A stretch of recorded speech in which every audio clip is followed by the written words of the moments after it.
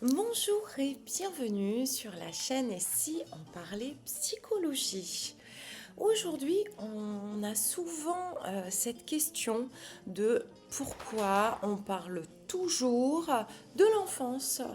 Parce que voilà, notre difficulté, elle est aujourd'hui et finalement nous avons la sensation d'avoir eu par exemple une enfance heureuse avec beaucoup d'amour. Mais en fait, voilà, euh, malgré tout, il faut qu'on puisse comprendre que le développement de l'enfant va être finalement décisif pour l'avenir. Donc, je me penche sur un livre qui est une référence dans le milieu de la psychologie, Les 1000 premiers jours, avec finalement Boris Cyrulnik, qui est aussi dans cette écriture. Et pour moi, voilà, c'est une personne que j'admire. J'adore ce qu'il propose, comment il apporte ses réflexions. Et donc, je vais vous expliquer un petit peu ce que ça révèle.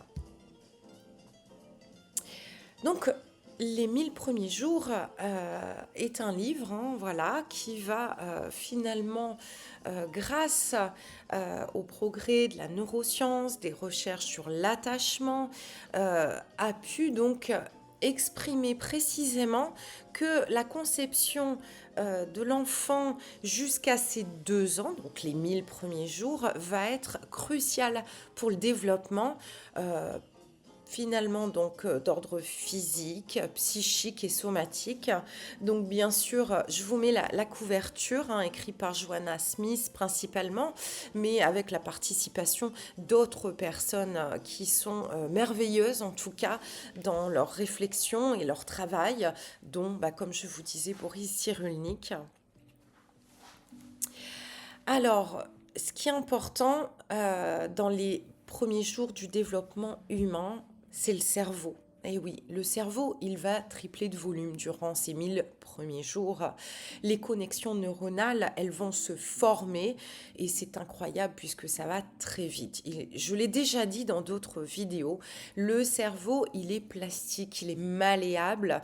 Donc, il peut être voilà intéressant de se dire que rien n'est trop tard pour changer notre manière de penser. D'ailleurs, j'utilise beaucoup les TCC parce que justement, on va reprogrammer notre manière de penser et nous réconforter parce que justement, on est sur des connexions de notre cerveau neuronal.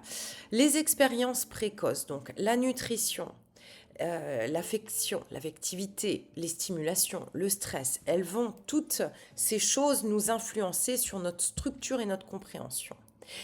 La programmation de la santé future, eh bien, les conditions de vie précoces, elles vont pouvoir influencer sur le risque futur, par exemple de l'obésité, du diabète, des maladies cardiovasculaires ou des troubles immunitaires.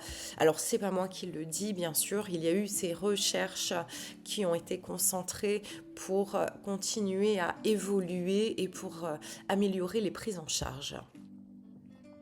La construction de l'attachement et des capacités émotionnelles, eh bien oui, la relation parent-enfant établit la base de notre sécurité affective.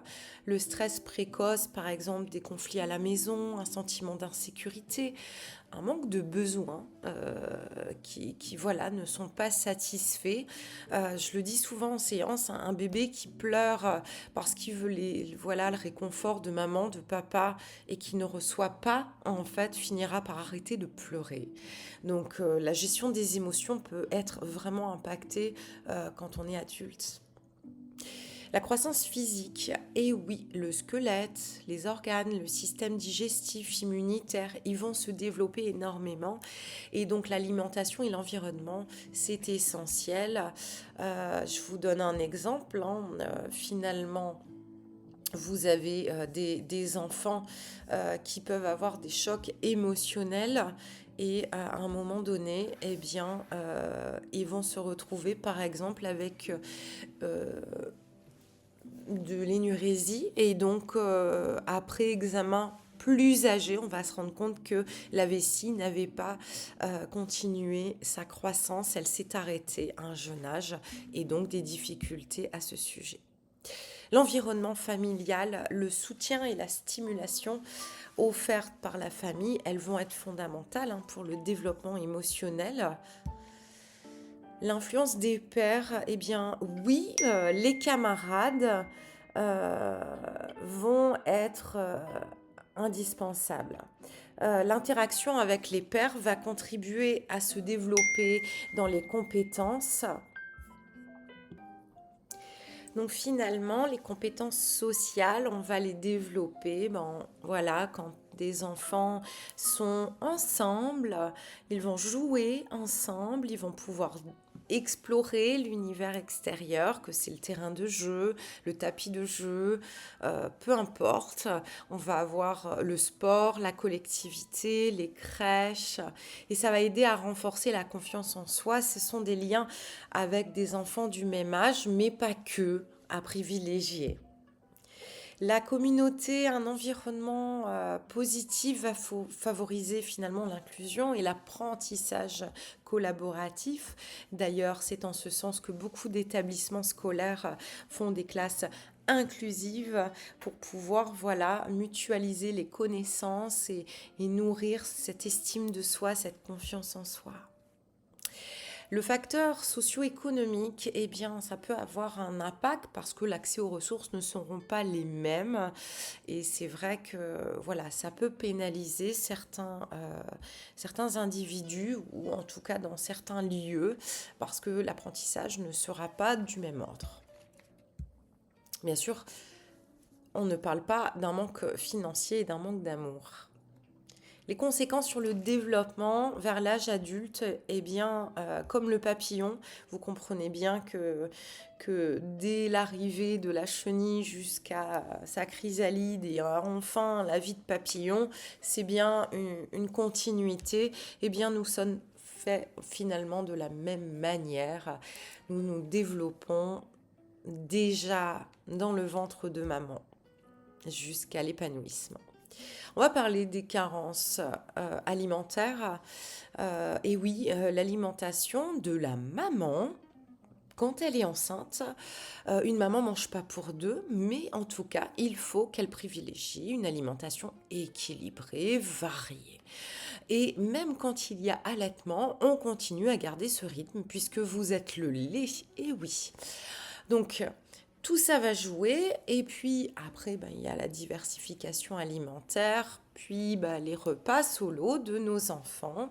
Eh bien, si tout ça est difficile au niveau de l'équilibre alimentaire, on peut engendrer des retards de croissance, des troubles du développement, baisse de QI et de la vulnérabilité aux infections. Bien sûr, on peut avoir des maladies chroniques à l'âge adulte. Et oui. La carence affective, donc ça ne veut pas dire qu'on n'aime pas son enfant, ça veut dire peut-être aussi qu'on ne donne pas assez d'attention à notre enfant ou on n'en a pas assez reçu. Alors, on n'est pas là pour critiquer forcément nos parents. Peut-être que un papa en déplacement, une maman qui travaille beaucoup pour joindre les deux bouts. Et c'est vrai que parfois ça a un impact, même sans le vouloir, parce que le confort matériel ne suffit pas. Et oui, on peut avoir des difficultés émotionnelles qui vont se développer, de l'anxiété, manque de confiance en soi, des problèmes relationnels. On peut avoir des difficultés avec les autres, que ce soit au travail ou à l'école, troubles du comportement, stress chronique qui se développe et finalement la structure cérébrale se voit modifiée. Si vous avez vu certaines de mes vidéos, j'ai parfois utilisé l'imagerie cérébrale pour illustrer un petit peu nos difficultés au niveau de notre cerveau.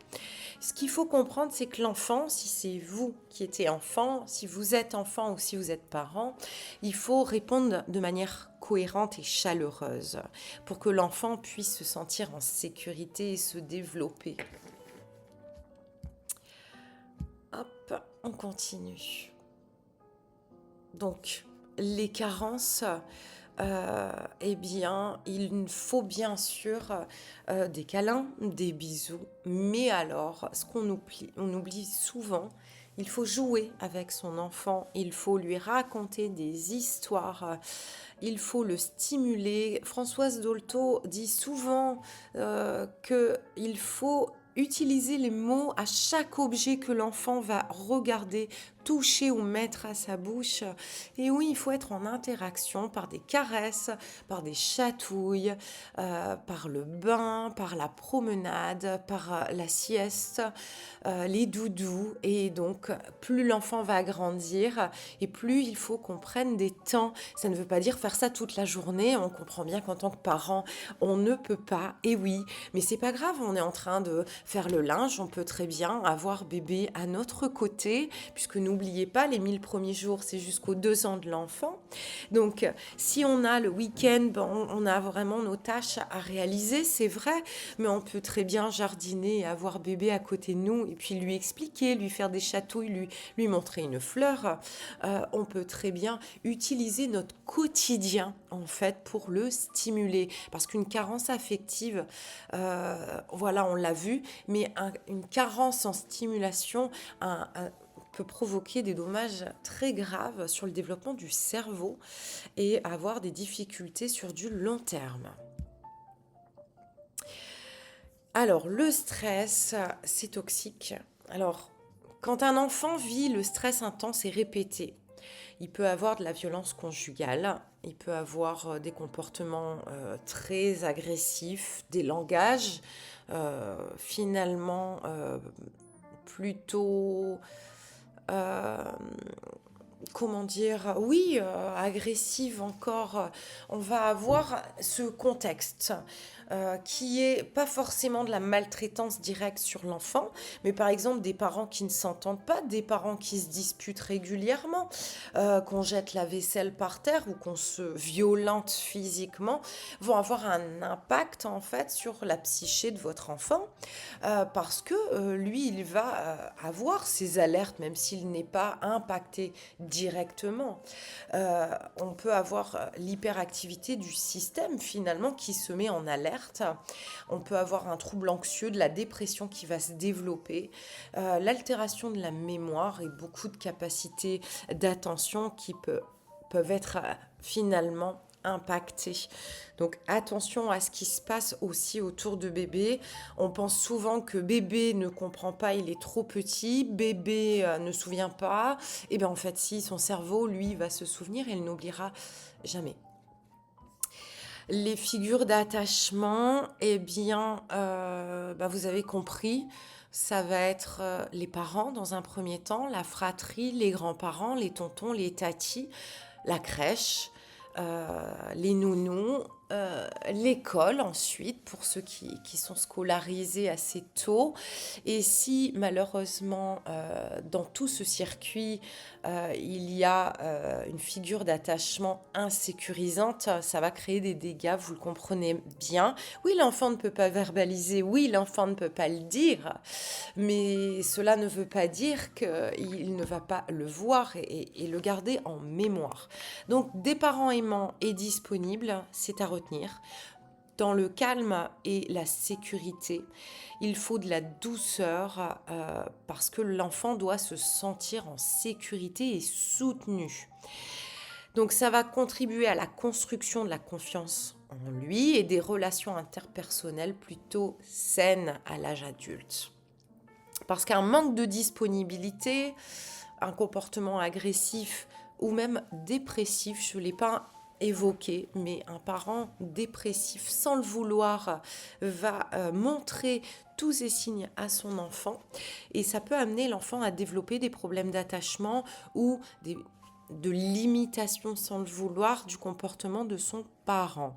Et ça va se traduire généralement par des difficultés relationnelles, des difficultés de développement et des retards sur pas mal de situations.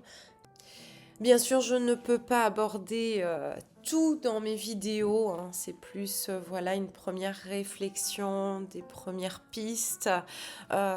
Et ces vidéos, pour la plupart du temps, elles sont en lien avec mes patients au cabinet. Donc, on fait le lien et on vient creuser avec un professionnel. Les premiers jours, donc c'est une phrase, une citation, hein, voilà, qu'il n'est pas de moi. Les premiers jours sont fondamentaux, non seulement pour la formation de l'identité individuelle, mais également pour le développement des normes, des valeurs au sein de la société. Et oui, il est essentiel pour les praticiens en psychologie de comprendre l'importance de ces moments cruciaux afin d'améliorer les stratégies d'intervention et le soutien pour les enfants et leurs familles. Comme je vous disais plus tôt dans la vidéo, oui, pour nous, c'est une référence parce que nous devons prendre en considération l'être humain ensemble, son développement, qu'est-ce qu'il a compris, sans forcément critiquer ce que les parents ont mis en place. Ils ont fait peut-être tout ce qu'ils pouvaient.